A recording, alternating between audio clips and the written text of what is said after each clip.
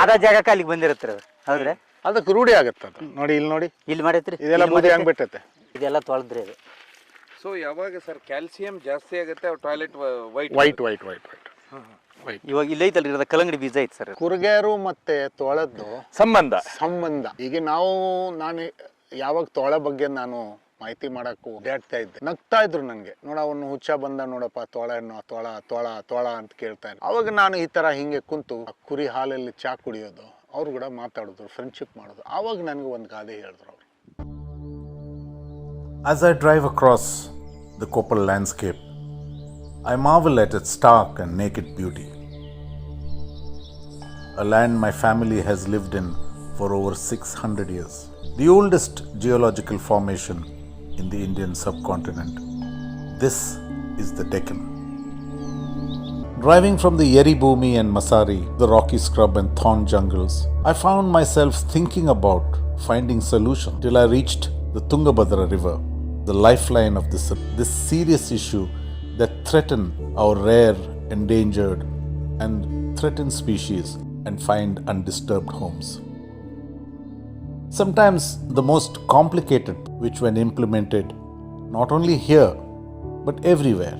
ಮಾನ್ಯ ವೀಕ್ಷಕರೇ, ನೀವು ಯಾವತ್ತಾದ್ರೂ ಸುಮಾರು ಕಡೆ ಅಂದ್ರೆ ನಾಯಿಗಳಿಗೆ ನೀರಿನ ತೊಟ್ಟಿ ಮಾಡಿದ್ದು ನೋಡಿರ್ತೀರಾ, ತೋಳಗಳಿಗೆ ನೀರಿನ ತೊಟ್ಟಿ ಮಾಡಿದ್ದಾರೆ ಗೋರ್ಪಡೆಯವರು. ಎಲ್ಲಿ ಸರ್ ಇದು, ಏನು ಇದು? ಯಾಕಂದ್ರೆ ತೋಳಗಳ ಮಲಗು ಜಾಗ ಅದು ನಮ್ಮ ಹಿಂದೆ ಕಾಣುವಂತದ್ದು.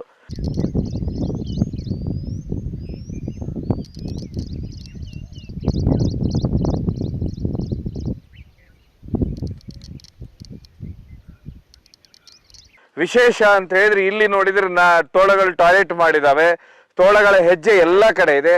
ನೀವ್ ಹೇಳಿದ್ರ ವರ್ಷದಲ್ಲಿ ಸುಮಾರು ತಿಂಗಳಲ್ಲೂ ಇದಕ್ಕೆ ನೀರು ತುಂಬ್ತೀರಾ ಅಂತ ಹೇಳಿ. ಯಾವಾಗಿಂದ್ರ ತೋಳಕ್ಕೋಸ್ಕರನೇ ನೀರು ಕುಡಿದಕ್ಕೆ ಮಾಡಿದ್ರಲ್ಲ ಕಾಡಬದ್ದೆ ಏರಿದು ಭಾರಿ ವಿಶೇಷವಾಗಿದೆ ಇದು.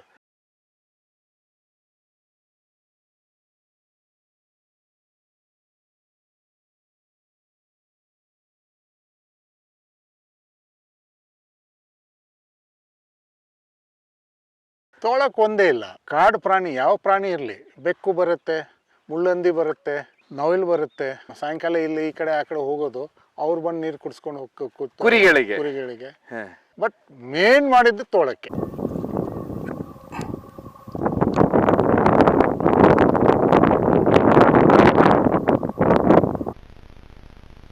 ಸೊ ಇಲ್ಲಿ ಬೇರೆ ಕಡೆ ಎಲ್ಲೋ ನೀರಿಲ್ಲ ಅಂದರೆ ನಾನು ಟ್ಯಾಂಕರ್ಲಿದ್ದ 10 ದಿವ್ಸಕ್ಕೆ ಒಂದ್ಸತಿ 15 ದಿವ್ಸಕ್ಕೆ ಒಂದ್ಸತಿ. ಈಗ ನೋಡಿ ಮೊನ್ನೆ ಮಳೆ ಆಗಿದೆ, ಸ್ವಲ್ಪ ಒಂದು 2 ಇಂಚು 3 ಇಂಚು ನೀರು ಬಂದಿದೆ. ಬಟ್ ಏನು ಮಾಡ್ತೀರಾ, ಟ್ಯಾಂಕರ್ ಎಲ್ಲ ಹಾಕಿಸ್ತಾರೆ? ಟ್ಯಾಂಕರ್ ತಗೊಂಡು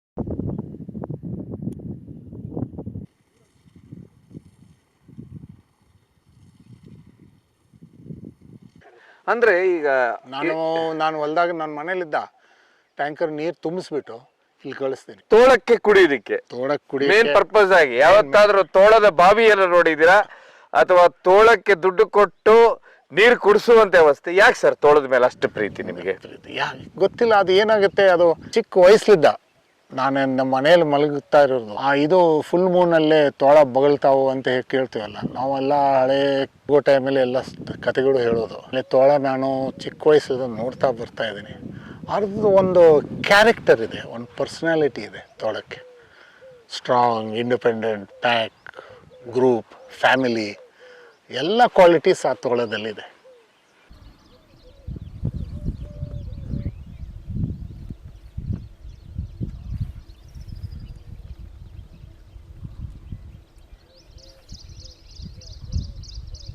ಸೊ ಹೀಗಾಗಿ ನಿಮಗೆ ತೋಳದ ಮೇಲೆ ಅಪಾರವಾದ ಪ್ರೀತಿ. ಹೀಗಾಗಿ ವಿಶೇಷವಾಗಿ ತೋಳಕ್ಕೆ ಕ್ಯಾಮ್ರಾ ಟ್ರ್ಯಾಪ್ ಹಾಕ್ತಾರೆ. ವಿಶೇಷವಾಗಿ ಅವರು ಅದ್ಭುತವಾದ ಫೋಟೋಗ್ರಾಫರು. ತುಂಬಾ ನಾನು ಈ ಕ್ಯಾಮ್ರಾನು ನೋಡಿದೆ, ಅಷ್ಟೇ ಅದ್ಭುತವಾಗಿತ್ತು ಆ ತೋಳ. ಸರ್ ಈಗ ನೀವು ಹೇಳ್ತಿರಲ್ಲ, ಇಲ್ಲಿ ಬಂದದೇನು ತೋಳ ಹಗಲೋಗಿ ಮಲ್ಕೊಂಡ್ಬಿಡುತ್ತೆ ಇದ್ರೊಳಗೆ, ರಾತ್ರಿ ಬೇಟೆಗೆ ಹೋಗುತ್ತೆ, ಬೆಳಿಗ್ಗೆ ಇಲ್ಲ ಮಧ್ಯಾಹ್ನ ಈಶಾಡುತ್ತೆ, ಇದರಲ್ಲಿ ಈಜಾಡುತ್ತೆ. ಇಲ್ಲಿ ಕ್ಯಾಮೆರಾ ಹಾಕಿದ್ವಿ ನಾವು, ಒಂದು ಈ ಕಲ್ ಮೇಲೆ ಕ್ಯಾಮೆರಾ ಹಾಕಿದ್ವಿ. ಹಿಂಗೆ ಅವು ಬಂದು ನೀರಲ್ಲಿ ಮಲಗ್ತಾವ್. ನಾವು ಹೆಂಗ್ ಬಾತ್ರೂಮ್ ಅಲ್ಲಿ ಟಬ್ಬಲ್ಲಿ ಮಲಗ್ತೀವಲ್ಲ, ಆ ತರ ನೀರಲ್ಲಿ ಮಲಗ್ತಾವ್, ಆಟ ಆಡಿಸ್ತಾವ್. ಸಣ್ಣ ಮರಿ ಇರ್ತಾವಲ್ಲ, ಆಟ ಆಡಿಸ್ತಾವ್. ತಂಪಿರುತ್ತೆ, ಒಂದು ಅರ್ಧ ತಾಸು ತಂಪು. ಮಲಗ್ತಾವೆ ಈ ನೀರಲ್ಲಿ ಮಲಗ್ತಾವೆ, ಮತ್ತೆ ಎದ್ರ ಬೇಕಾದ್ರೆ ಹೋಗ್ತಾವೆ, ಗವಿಗೆ ಹೋಗ್ಬಿಡ್ತಾವ.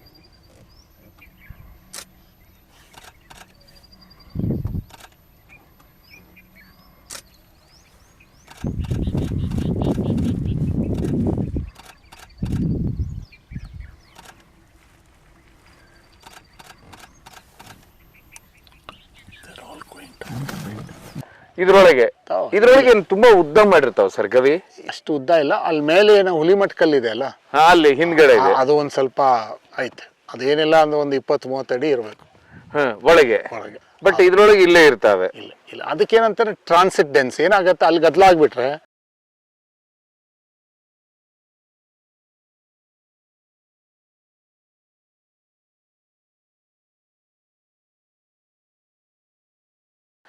ಮರಿ ಸಣ್ಣ ಇದ್ರೆ ಅಲ್ಲೆಲ್ಲ ಬಾಯಲ್ಲಿ ಹಿಡ್ಕೊಂಡು ಬಂದು ಇಲ್ಲಿ ಈ ಗವಿಗೆ ತಗೊಂಡ್ಬಂದ್ಬಿಡ್ತಾವೆ.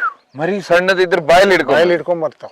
ಗದ್ಲ ಆದ್ರೆ ಗದ್ಲ ಅಲ್ಲ, ಅಲ್ಲೇನೋ ಮನುಷ್ಯರು ಏನಾರ ಬಂದಂತಂದ್ರೆ ಅಲ್ಲಿ ಗದ್ಲ ಅಂತ ಅವ್ ಹಿಡ್ಕೊಂಡ್ ಬಂದ್ಬಿಡ್ತಾರೆ. ಸರ್, ವಿಶೇಷವಾಗಿ ನಿಮ್ಮ ಕೈಯಲ್ಲಿ ಒಂದು ಕ್ಯಾಮ್ರಾ ಇದೆ. ಏನ್ ಸರ್ ಇದು ಕ್ಯಾಮ್ರಾ? ಇದು ಏನ್ ವಿಶೇಷ? ಕ್ಯಾಮ್ರಾ ಏನಕ್ಕೆ ಅಂತಂದ್ರೆ ಕಾನ್ಸರ್ವೇಷನ್ ಫೋಟೋಗ್ರಫಿ. ನಾನು ಫೋಟೋಗ್ರಾಫ್ ಮಾಡೋದಕ್ಕೆ ಫೇಸ್ಬುಕ್ಕಲ್ಲಿ ಹಾಕೋದು ಮತ್ತು ಅದಕ್ಕಿಲ್ಲ. ನನ್ನ ಫೋಟೋಗ್ರಾಫ್ ಒಂದು ಕತೆ ಹೇಳು. So I do photography for conservation base photo. ಆಮೇಲೆ ಯಾಕೆ ಫೋಟೋಗ್ರಫಿ ಸ್ಟಾರ್ಟ್ ಮಾಡಿದೆ ಅಂತ, ನನಗೆ ಯಾಕೆ ಕಾನ್ಸರ್ವೇಷನ್ ಸ್ಟಾರ್ಟ್ ಮಾಡಿದೆ ಅಂದ್ರೆ ಫೋಟೋಗ್ರಫಿ ಸ್ಟಾರ್ಟ್ ಮಾಡಿ. ನೀವು ಫೋಟೋಗ್ರಾಫ್ ತಗೋಬೇಕು, ಪ್ರಾಣಿ ಇದೆ ಅಂದ್ರೆ ಪ್ರಾಣಿ ಇರಬೇಕಲ್ಲ. ಪ್ರಾಣಿನೇ ಇಲ್ಲ ಅಂದ್ರೆ ಏನು ವೈಲ್ಡ್ ಲೈಫ್ ಫೋಟೋಗ್ರಫಿ ಮಾಡ್ತೀರಾ ಅಂತ ಅಂದ್ಬಿಟ್ಟು ಅದು ಇನ್ನೊಂದು ಇಂಪಾರ್ಟೆಂಟ್ ಕಾರಣ. ಕೊಪ್ಪಳಲ್ಲಿ ನಾನು ತೋಳ ನೋಡಿದ ತಕ್ಷಣ ಇವತ್ತು 2 ತೋಳ ಇದ್ದಾರೆ, 20 ತೋಳ ಇದ್ದಾರೆ, ಅಟ್ಲೀಸ್ಟ್ ಫೋಟೋಗ್ರಾಫ್ ಮಾಡಬಹುದು. Plus wild life mainly conservation 80% is education. ಇದು ಏನು ರಾಕೆಟ್ ಸೈನ್ಸ್ ಇಲ್ಲ. ಏನಿದೆ ಕಾನ್ಸರ್ವೇಷನ್ ಅಲ್ಲಿ? ಸುಮ್ಮನೆ ಬಿಟ್ಬಿಡಪ್ಪ, ಅದು ತಾನೇ ಅದಕ್ಕೆ ಅದ್ರ ಪಾಡಿಗೆ ಅದು ಬಿಡು, ಅದ್ರ ಪಾಡಿಗೆ ಅದು ಇರುತ್ತೆ, ನಮ್ಮ ಪಾಡಿಗೆ ನಾವಿರ್ಬೇಕು. ನೋಡಿ, ಈ ಜಾಗ ನೀವು 10 ವರ್ಷ ಬಿಟ್ಬಿಡಿ, ಎಲ್ಲ ಪ್ರಾಣಿ ಮ್ಯಾಗ್ನೆಟ್ ತರ. ಯಾಕಂದ್ರೆ ಅದಕ್ಕೆ ಗೊತ್ತು ಇಲ್ಲಿ ಯಾವ ತರ ತಂಟೆ ತಕರಾರಿಲ್ಲ, ಸಮಸ್ಯೆಗಳಿಲ್ಲ.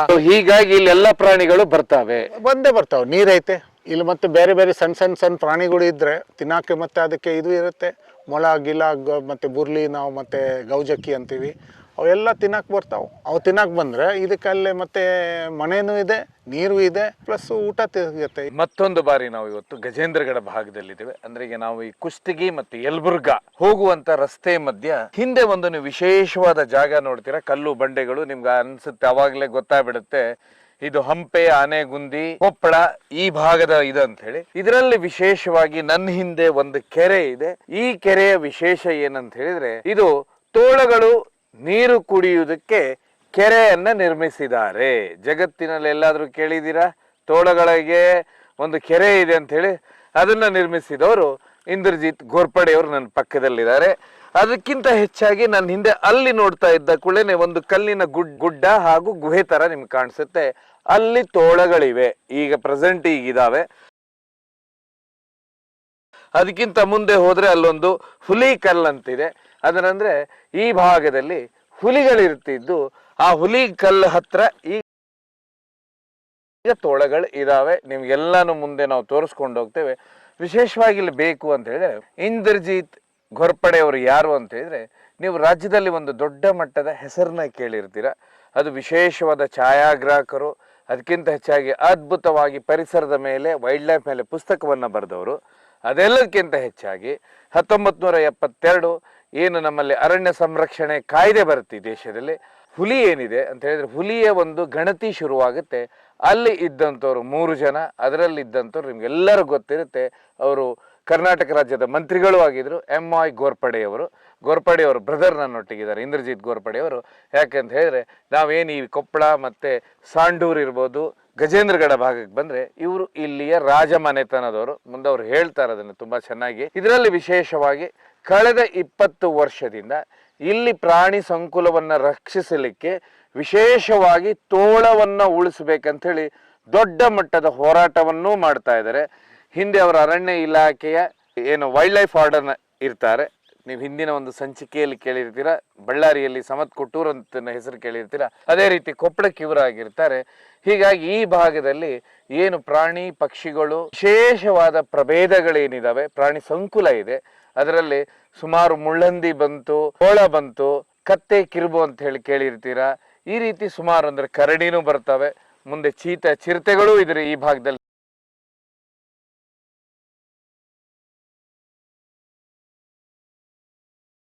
ಇದೆಲ್ಲದರ ರಕ್ಷಣೆಯನ್ನ ಅವರು ಹೊಣೆ ಹೊರ್ತಾರೆ.